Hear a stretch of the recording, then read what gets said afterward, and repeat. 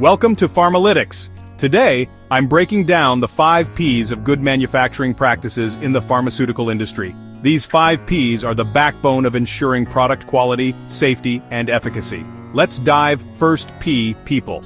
In pharmaceutical manufacturing, personnel must be highly trained and qualified. From lab technicians to quality control experts, everyone plays a critical role.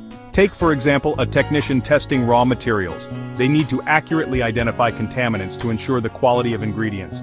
A tiny mistake could compromise the entire batch. Next, second P, premises. The environment where drugs are made is crucial. Facilities need to be designed, maintained, and cleaned to prevent contamination. For example, sterile drug production requires a clean room, controlled for temperature, humidity, and air quality, to keep foreign particles out of the process. The third P is processes. Manufacturing processes must be well-defined, consistent, and validated. Imagine the sterilization process for injectable drugs. If it's not consistent, the product could be contaminated with harmful bacteria, posing serious health risks. Now let's discuss products. Every pharmaceutical product must meet strict specifications for purity, potency, and stability. Think about an antibiotic tablet. If they don't have the correct amount of active ingredient, patients may not get the right dosage, leading to ineffective treatment or resistance. Lastly, fifth P is procedures.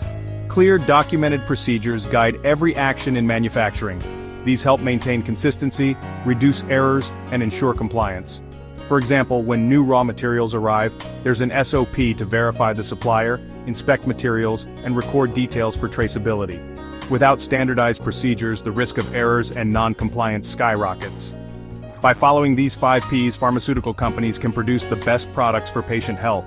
It's all about attention to detail at every stage. Thanks for watching. If you found this video helpful, don't forget to like, subscribe, and hit the notification bell for more insights. Got questions? Drop them in the comments below. See you next time.